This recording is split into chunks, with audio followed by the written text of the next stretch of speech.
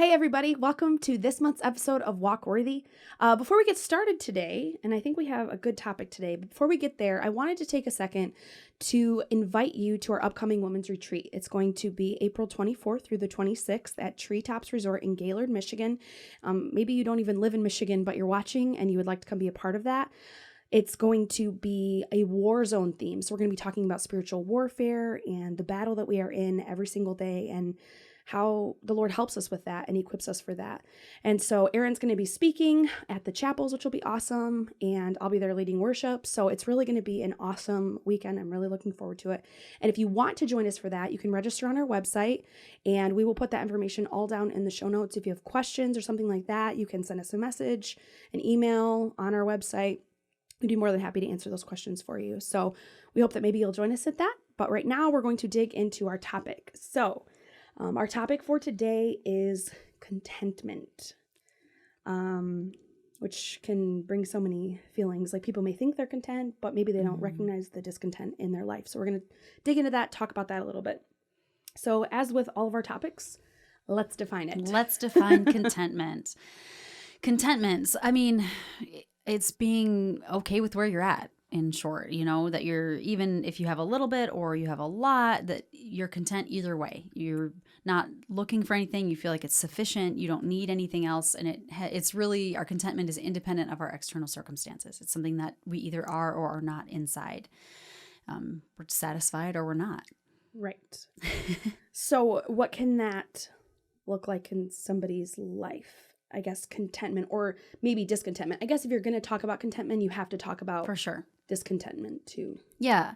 Well, first, I think it's something that we need to understand that we're commanded to be in Scripture. So 1 Timothy, I have some verses in 1 Timothy 6, and it says that godliness is a means of great gain when accompanied by contentment. For we've brought nothing into the world, so we can take nothing out of it either.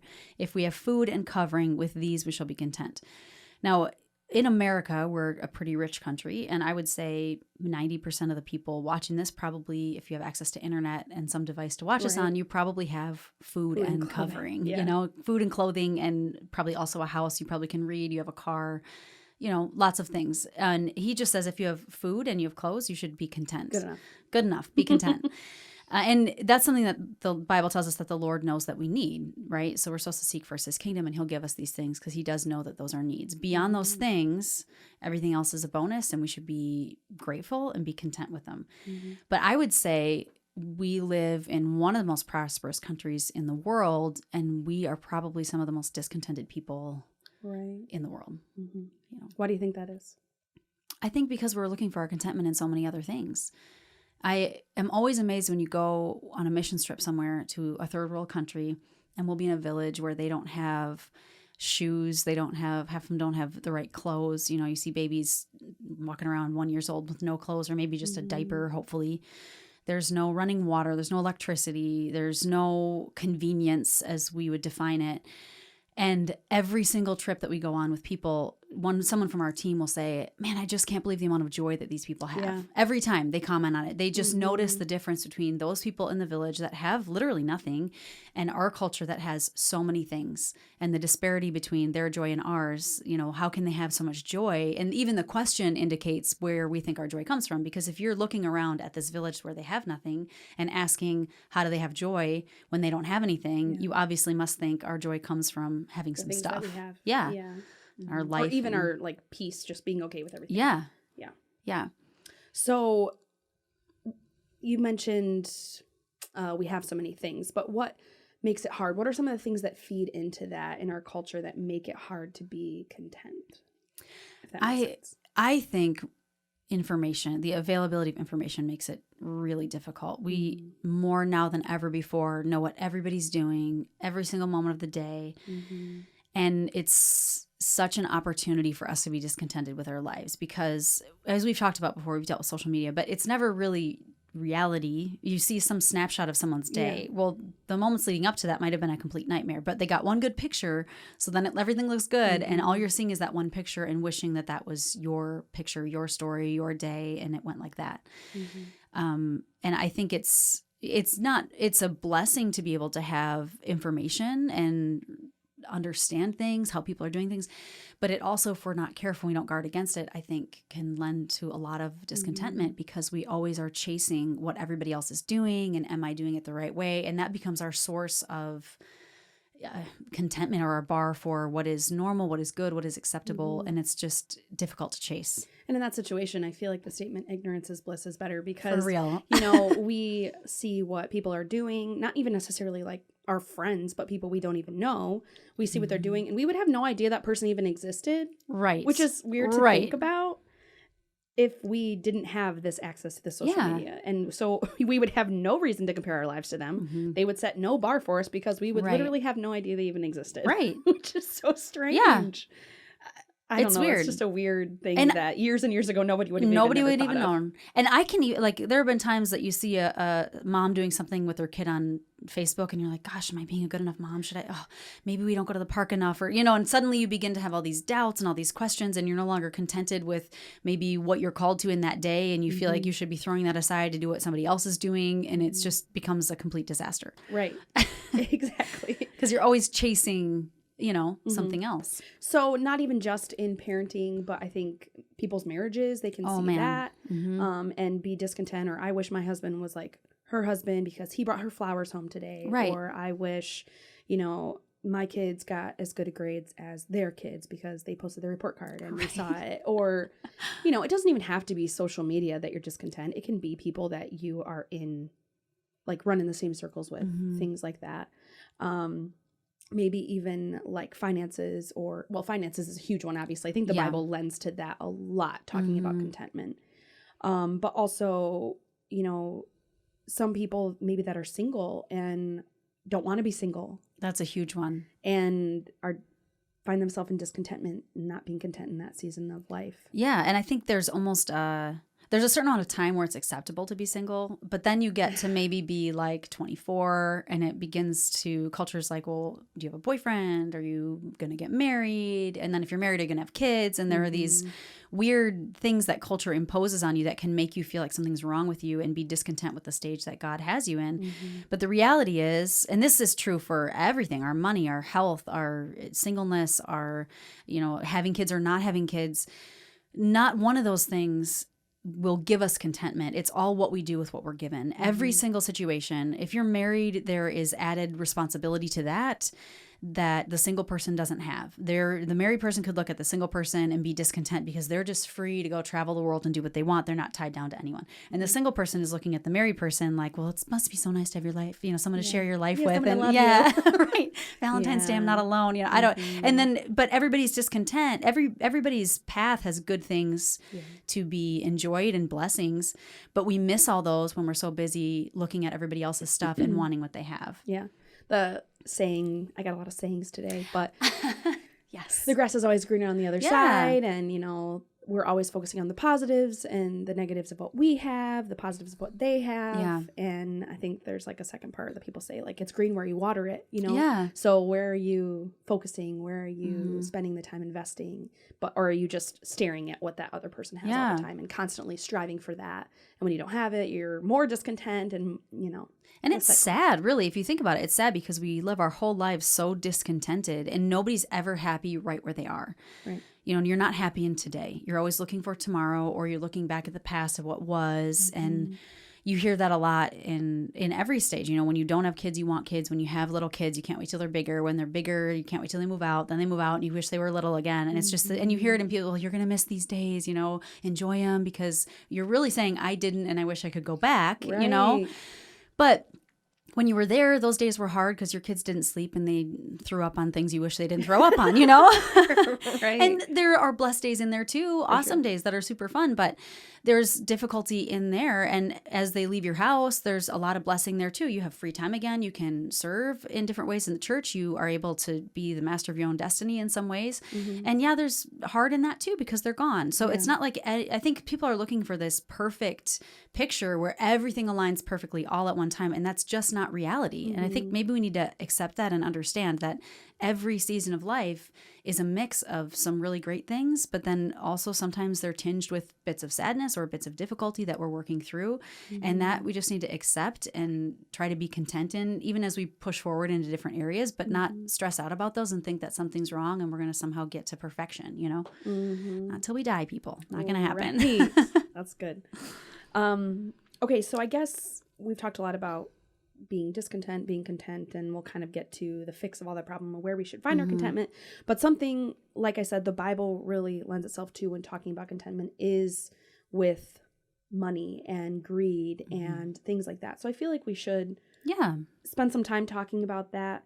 You know, we see examples in the Bible of people being discontent because they wanted more things.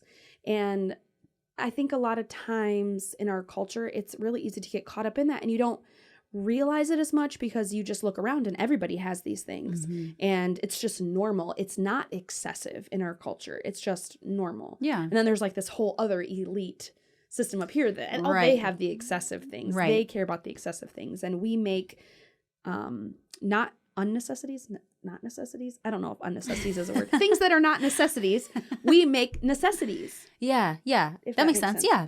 So, how do we fight against greed? I don't know. So you're kind of saying there's a certain amount of greed that we deem as acceptable because it's not excessive. Yeah. So why can't I have a new phone? I'm not asking for a Lamborghini, you know, so it's fine. And that kind of a thing. Yeah. And what's the root of it? Like, where's the line there, I guess? Yeah. You know, it all comes back to our heart. It's not bad to have stuff. It talks about our stuff not owning us and being master over us. And I think greed is really idolatry of the heart. We've misplaced our worship to the Lord and we're worshiping something else. And that becomes the thing. If I can just get that thing, then I'll be happy. Then I'll be grateful. Then my life will be peaceful and I'll be content. It's not true. It's a complete lie. But it starts with in our heart because we aren't content with what we have. We aren't happy with what God has given us, and we are worshiping something else. So that we can be in the poorhouse on welfare and be greedy in our hearts, or you can be in a mansion on, I don't think they have houses on Wall Street. I was thinking Wall Street too. In Manhattan or somewhere. Right. You know, like you can be in both places and you're equally greedy, and it has nothing to do with the stuff that you have because it has to do with our hearts. And the Bible talks specifically about that for us believers. Like, we're not to have greed be named among us. We're just supposed to recognize that that's something that infects our heart, just like pride or lust or anything else, and actively fight against that. I wanted to ask that because, well, I guess I want to ask my next question, because for me as a person, I have the personality that's like, just tell me what to do and I'll do it. Like, give me the rules and I'll do it. But the thing is, with a lot of the things we talk about on here, it is a heart issue, like you said. So to me, it's like, okay, how much nice things can I have before I'm not a greedy person? I'm greedy. Yeah. And I know it is a heart issue, but for instance, like people working towards financial goals or, you know, wanting to make sure their family is taken care of when they're older, or, you know, things like that. I guess, where's the line do you feel between that? I know it is a hard issue, but, well, I guess that's the answer, is it is a hard issue. Yeah, but I mean, there's wisdom and not being stupid. You know, but some to people... me, I'm like, well, should I not do this? You immediately try to give yourself the rules. Well, I can do this and not be greedy. I cannot do this or I'm greedy. You know? Yeah, I mean, so some people... I mean, it's you want to be wise with your finances. So you can't say, if I give away everything and we don't have enough to eat because I'm so generous, therefore I'm not greedy. Well, that doesn't work. It's just poor stewardship. Yeah, you're just kind of foolish with your money. Yeah. We are called to be good stewards. We are called to be generous of heart, which I think generosity is the cure to greed, like forcing ourselves to be generous. And then that makes us remind ourselves, you know, sometimes there have been times where we have been generous where it's like, ooh, that hurts a little bit because that is going to cut into our budget for maybe something that we want to do. But then that makes me remind myself, okay, blessing comes from the Lord. This is not mine to hold on to. People in other times have been generous with me, and it's important that I hold my hand open and let that pass through and be generous to somebody else. Yep. So you do want to be wise stewards. We should be generous. But yeah, it has to come back to what's in your heart. Yeah. Are you worshiping something other than the Lord? Are you pursuing something? Do you have a set? And sometimes we make plans that are nice, like I'm going to send all my 5 kids to college and they're not going to pay a dime. Like, honestly, that's probably not realistic. It's not. Get a scholarship or something, kids. Yeah. And that's fine if you have goals that you want to work for, financial goals, that's okay. But at the same time, holding those with an open hand, because what if the Lord says, you know what, you allotted $10,000 for your kid's college, but I want you to give it to that missionary. Are you willing to do that? Or are you worshiping the money and holding onto it so tightly because you've decided this is how it's going to be, instead of allowing the Lord to do what he wants with it? Then I would say the money has more control over you than the Lord. And it could be really easy to become prideful in generosity as well. If you have been blessed financially, I'm super generous. I give to this. I buy these people dinner every time I walk into a restaurant. I buy the whole place dinner. Things like that. They could chalk up to righteousness or things like that. But it's really just pride. And so I think throughout all of this, it's so important to follow the leading of the Holy Spirit within your life too. Did God call you to be able to put your kids through college? Or did God call you to give that money to the missionaries or whatever it is? Yeah. I think that's really important, is to be following the leading of the Holy Spirit in that, which is interesting because in Matthew 13, the parable of the soil, it talks about the deceitfulness of wealth chokes out the spiritual, I can't remember the exact words, but maybe. Yeah, like the seed growing. Like it's the picture of the seed being planted and then growing, but it gets choked out by these thorns, which are the deceitfulness of life and wealth and all the cares of the world. And that happens to us spiritually because we can start pursuing all these material things, and it's not always money. It could be a relationship that we're just bound and determined that this is the year we're going to get married, Yeah, anybody. I'm going to find somebody. Right. Every next person's the one. Or this is the year we're going to have kids, or this is the year, my health is going to be better. We don't get to choose that. If we have surrendered our life to the Lord, then we're his and we walk where he wants us to walk. And if we're not careful, discontentment, that can grow in our hearts and fester and become the thing that we are trying to fix. Like we're so bothered that we're discontent that we're going to find the fix to it. We're going to find the cure in some external thing. And the Bible talks about contentment being from within. It doesn't really have anything to do with our external things. And as we pursue all these external things, then we choke out the spirit. What, when we're discontent, it can kind of make us feel maybe jealous towards other people, would you say? Yeah. So I guess what's the root of the problem there, or how do we fight against that? Maybe there's some examples in the Bible. Yeah, for that. sure. I mean, it talks about Rachel being jealous of Leah because Rachel couldn't have kids and Leah could. That's her sister. And so she looks at Rachel with jealousy and she's mad about it. And she goes and talks to her husband. She's like, give me children. He's like, am I God? Like, I can't, it's not up to me to do this for you, But she was so busy looking at her sister and what her sister had. And she was so jealous over that. And that became a cause of dissension in their relationship. You see Joseph's brothers being jealous of the affection that his dad is giving to Joseph, and they end up plotting his death. They end up not killing him, but they were so jealous that they were going to kill him. That was the intent. And that jealousy, when that takes root in our heart, that drives us to all kinds of evil and sin. And it's funny, it gets in people's hearts. Sometimes you can just see it and they don't even necessarily, I don't think they always know that it's there, but you hear in the way that they talk or in the way that they might try to tear someone down.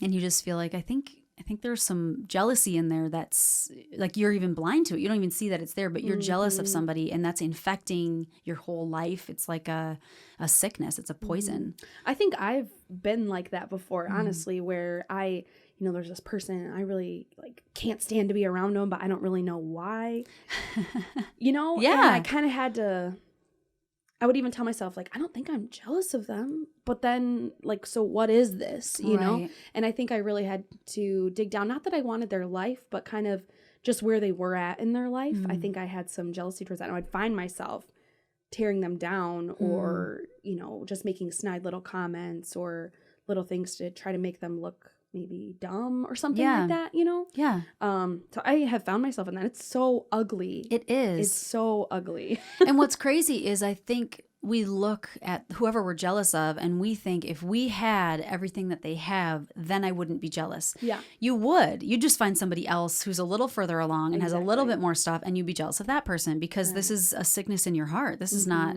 having to do with anything external. Yeah. Because it's not going to be fulfilled because you're chasing after something that you're never going to catch. Yeah. Right. Yeah. Because there's always someone else to look at. Exactly. And which is what's true.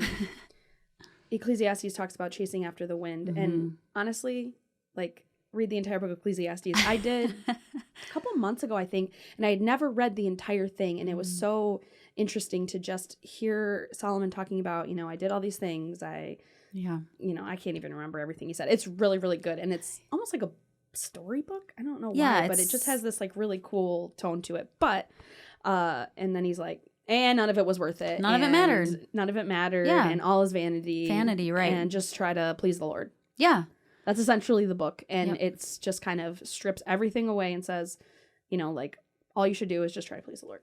Yeah, I mean, and 2 Timothy says that well, or 1 Timothy says that well, where it says that we brought nothing into this world and we can take nothing out. We work for a lot of stuff on this earth. We try for a lot of things that have no eternal value, that don't matter. And we pursue those things and chase those things. And like Solomon said, it's all vanity. It's all chasing after the wind. And it's fine if you gain some of the wind, if you want to call it that, as we're living life. That's great. If God blesses you with good health, he blesses you with a spouse or kids or a nice house or a bunch of money, that's all great. But none of that is what our life should be orchestrated around.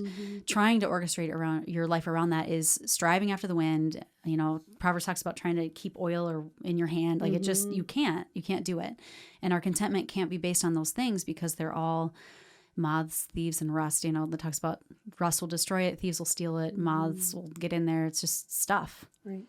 Doesn't matter. So ultimately, what we're saying when we're discontent in our life is, this isn't enough for me. Like, I'm not satisfied. I want more. I'm going to chase this. I'm going to chase that. So what's the fix to that? Well, the fix is our source truly being the Lord. And I was just thinking, people can even be discontented spiritually with the giftings that God has given them. They can be discontented with their church. This church seems to have that, but my church doesn't. And they start to get kind of bitter and angry. We can be discontented with a position that we think somebody else has that we don't. So sometimes I think people can look and say, well, I'm happy in my marriage, I'm happy with my kids, and I'm not greedy after money, so therefore I'm not discontented. Well, it can take so many forms, but the source, the root problem of all of that is we are not allowing God to be our source of everything. Hebrews tells us that we should be content because he is our source and he doesn't change. So whether we have a lot of money or a little money, if God is truly the source of our contentment, then it really doesn't matter. And Paul says that in Philippians. It's a verse that people quote a lot, and it's fine. I mean, it does mean that God empowers us for things, but it says in Philippians 4:11, he says that he's learned to be content in whatever circumstances he's in. He says, I know how to get along with humble means, and I also know how to live in prosperity. In any and every circumstance, I've learned the secret of being filled and going hungry, both of having abundance and suffering need. And this is a guy that's been in prison, that has been shipwrecked, that has been beaten for the gospel of Jesus Christ, almost dead a couple of times. And he says, I've learned even in that to be content. And then the next verse says, I can do all things through him who strengthens me. That this is the source, because the Lord was his source, because the Lord gave him strength when he was left for dead, when he was in prison, he was content. When he had abundance, he was content in that because God was still his source. It didn't matter. His circumstances didn't matter. Yeah. I think we've talked a lot about being discontent in wanting what other people have and in finances, things like that. But I think sometimes what we need to, not sometimes, but what I wanted to say was, you're talking about the trials that Paul went through and being content in trial. You were talking about Rachel, how she was jealous of her sister because she couldn't have children and her sister could. That's a hard thing. Hard. That's not necessarily, I want that new boat that they have. Right. So there are hard things that sometimes God calls us to and calls us to be content in, and he will be glorified through that, and he has a purpose and a plan. Yep. But that doesn't mean just because, we kind of have to look at Rachel and see her heart. She's broken. For sure. She's sad. She wants to be a mother, and that caused sin in her heart because she wasn't content with what God had called her to. But sometimes there are hard things that we go through that God still calls us to contentment. There's that song, It Is Well With My Soul, and the story behind that, the line says, whatever my lot, thou hast taught me to say, it is well with my soul.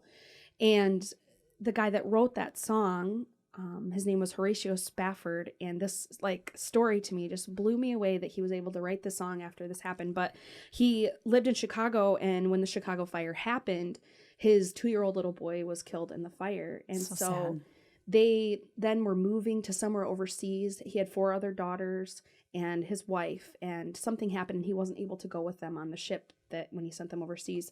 So he sent his 4 daughters and his wife, and then the ship collided with another ship and all 4 of his daughters were killed. And his wife did live, but he lost 5 children through traumatic circumstances. Losing a child is always traumatic, but he then was on the ship to go see his wife wherever they were going to end up living. Wrote the song, It Is Well With My Soul. And I think of Job, who said, you know, naked I came from my mother's womb, naked I will return, blessed be the name of the Lord.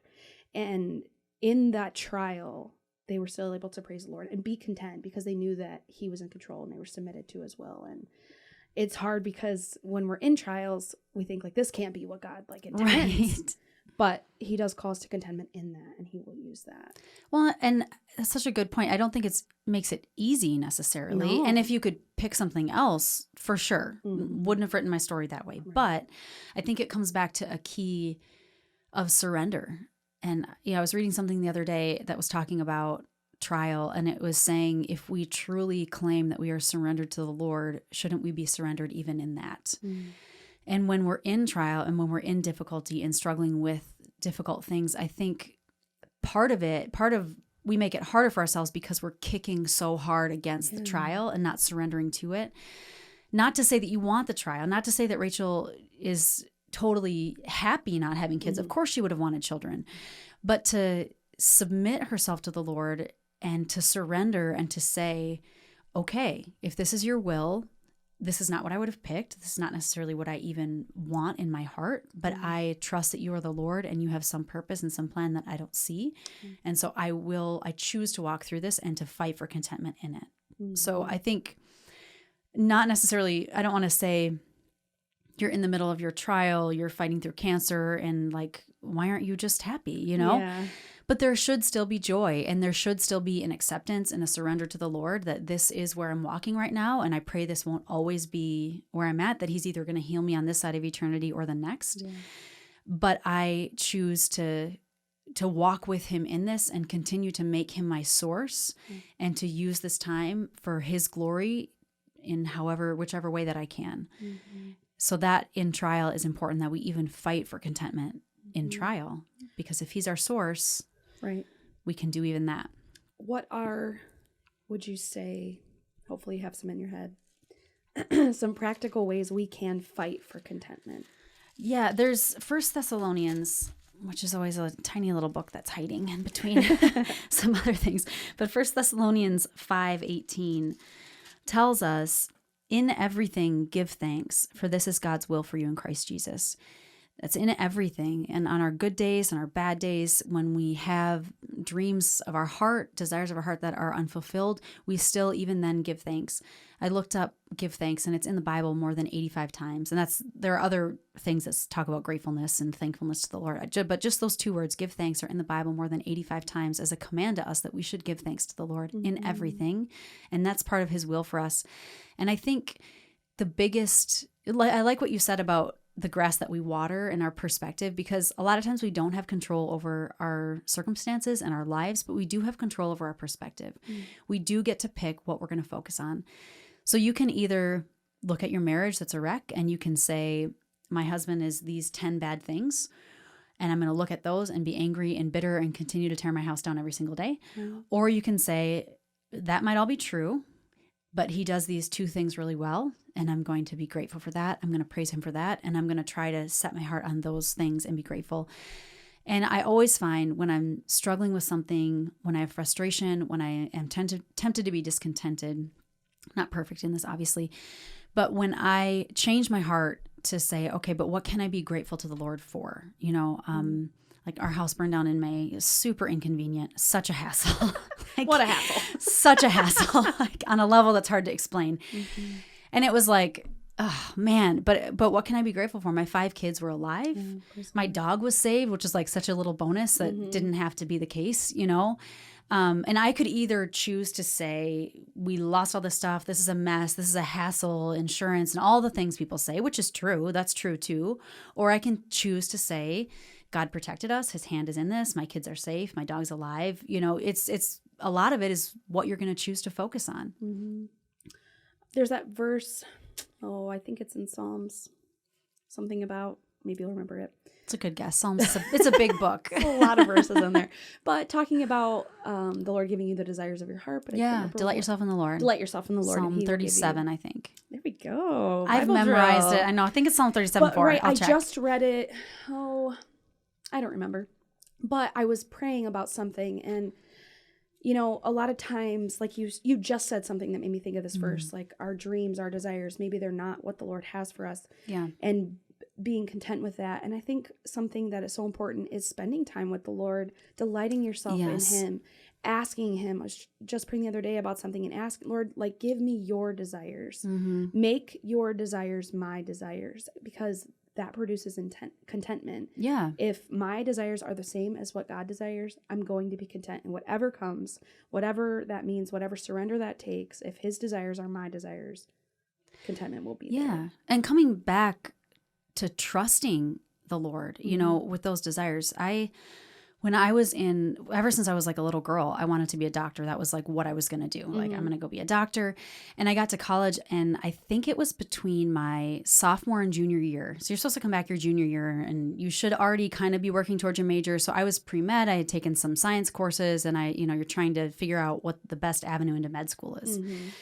And I just remember praying and just really feeling like the Lord was like, this has been a desire of your heart. This is not what I have for you. And I was mad. I was ticked off. I'm like, since I was little, this has been what I wanted to do. Crazy. And why can't I do that? I want to do that. But I just remember him being like, you need to lay it down. You need to lay it down. And finally, tearfully, I have probably a journal entry somewhere, some like dramatic teardrop college. stage. Yeah. Pen marred. Right. Like, okay, this feels like this is a death to me. Like, I'm laying this down. Wow. And I have no idea what direction you're going to take me. I don't know what my future holds. This is really like I'm stepping off a cliff here, and I really hope you catch me, because I have 2 years left of school, and I don't even know what I'm going to do with myself. Anyway, through a lot of circumstances, ending up in ministry. And after having been in ministry a few years, I never would have, no one ever was like, do you think maybe ministry? I had always like volunteered at churches and youth groups and different things, but nobody had ever really asked me the question, do you think maybe God has called you to ministry? It wasn't even something that I entertained. Yeah. Girls would be like, I want to marry a pastor. And I was like, okay. No, thank you. I know, I'm good. Doctor, medical school. Right. But now, years later, realizing that I didn't even know the desires of my own heart. I thought I did, but the Lord, as I delighted myself in him, as I surrendered something that I thought was going to make the rest of my life miserable, you think about relationships, people won't break off because they're just sure, there's nobody else for them, but God's telling them to, but they won't. But it was painful, but you lay that down and you follow the Lord and you delight yourself in him as best you can and let him direct your path into things and bring you to the place that he has specifically created you for. And now, looking back, if I would have pursued my own path and not laid that down, I would have had a ridiculous amount of medical bills, tens of thousands, maybe $100,000 in debt. I would have been a mom trying to be a doctor, and also I think too, for me, and being a doctor is a great pursuit, but that's not what God called me to.